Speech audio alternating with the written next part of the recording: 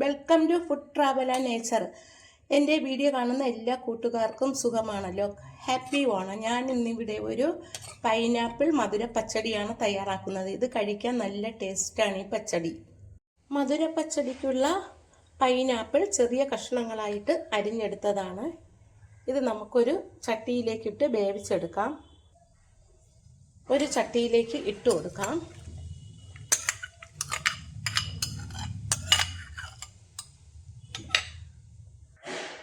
ഇതിൽ നിന്ന് 1/4 ഭാഗത്തോളം നമുക്ക് നന്നായിട്ട് ഒന്ന് മിക്സിയുടെ ജാറിലിട്ട് അരച്ചെടുക്കാം.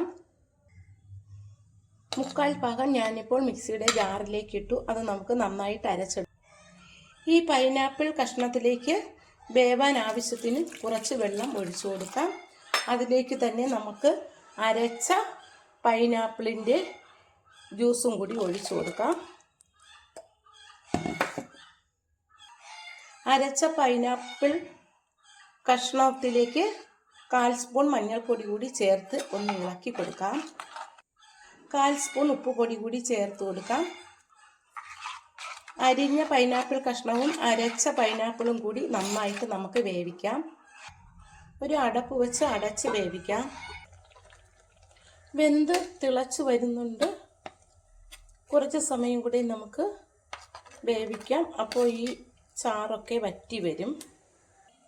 ഇനി നമുക്ക് 1 കപ്പ് തേങ്ങ പൈനാപ്പിൾ അരച്ച മിക്സിയിലോട്ട് തന്നെ ഇട്ട് അരച്ചെടുക്കാം. മിക്സി കഴുകുകയൊന്നും വേണ്ട.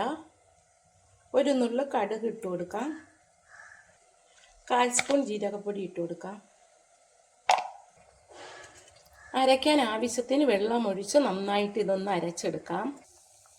പൈനാപ്പിൾ നന്നായിട്ട് വെന്ത് വന്നു. ചാറൊക്കെ കുറുകി വന്നു. ഇതൊക്കെ ഒന്ന് തവി വെച്ച് നമുക്കിതൊക്കെ ഉടച്ചു കൊടുക്കാം. നന്നായിട്ടൊന്ന് ഉടച്ചു കൊടുക്കാം.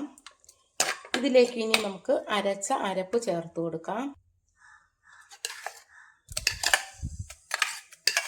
അരപ്പ് എല്ലാം അതിലേക്ക് ചേർത്ത് കൊടുക്കാം. ഇനി ഒന്ന് നന്നായിട്ട് ഇളക്കി മിക്സ് ചെയ്ത് കൊടുക്കാം. അരപ്പൊക്കെ ഒന്ന് വെന്ത് കിട്ടണം. അരപ്പൊക്കെ വെന്ത് കുറുകി വന്നു. നല്ല കട്ടിയായി കിട്ടിയിട്ടുണ്ട്. ഇനി നമുക്കിതിലേക്ക് നല്ല കട്ട തൈര് കൂടി ചേർത്ത് കൊടുക്കാം. മധുരപ്പച്ചടി ആയതുകൊണ്ട് നമുക്കിതിലേക്ക് 1 സ്പൂൺ മധുരം ചേർത്ത് കൊടുക്കാം. പഞ്ചസാരയാണ് ഞാൻ ഇതിലേക്ക് ചേർത്തത്.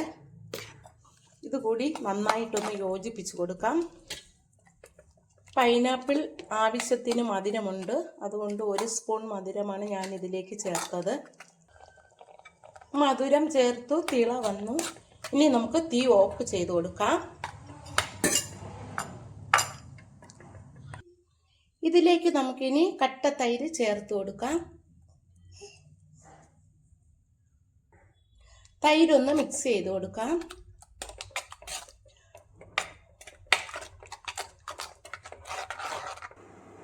ഇനി നമുക്കിതിലേക്ക് കടുക് വറുത്തത് ഒഴിച്ചു കൊടുക്കാം.